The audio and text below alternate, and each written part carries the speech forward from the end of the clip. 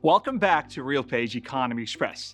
It's been a hot summer, and not just outside. The latest economic numbers brought a few surprises of their own. Inflation edged up, housing gave us a mixed bag, and all eyes are now on the Fed. Let's break it all down. We'll kick things off with inflation.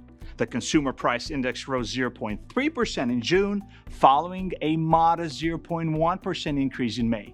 That brought the annual rate up to 2.7%. Food ticked up, with prices up 0.3% across the board, while gasoline prices climbed 1%. Core inflation rose 0.2% in the month and 2.9% over the year. Meanwhile, wholesale prices held steady. The producer price index was flat in June after a 0.3% bump in May. Goods prices rose 0.3%, led by energy and processed foods, but services slipped 0.1%, dragged down by travel-related categories like hotels and airfares. On a 12-month basis, producer price rose 2.3%. Now over to housing.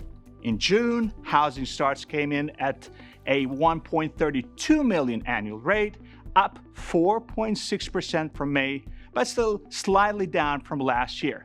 Permits held mostly flat, while completions tumbled nearly 15% month over month and 24% year over year, signaling a potential supply pinch ahead.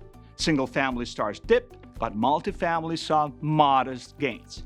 That softness showed up in sales too. Existing home sales fell 2.7% in June, while inventory ticked down slightly from May, but was up nearly 16% from last year. Home prices, though, remain pretty elevated. The median hit a record $435,300, up 2% year over year, and the 24th straight month of annual price growth. Mortgage activity reflected that tension. Applications rose 0.8% in mid-July, driven by a 3% increase in purchase loans. But refinancing dropped 3% as the 30-year fixed mortgage rate edged up to 6.84%. Loan amounts have also pulled back, with the average now at its lowest since January. Turning to labor, jobless claims declined slightly to 217,000, and the 4-week average dipped to 224,500. Continuing claims held steady. Still, signals are flashing yellow.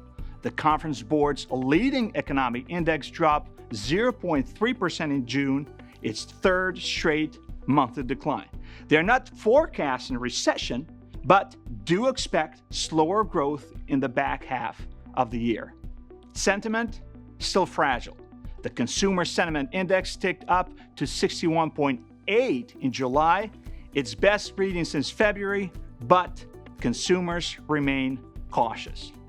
Finally, the Fed's July meeting is coming up, and while no change is expected, September is shaping up as a potential pivot point. With inflation sticky and the labor market holding firm, the Fed remains in watch and wait mode. That's all for now.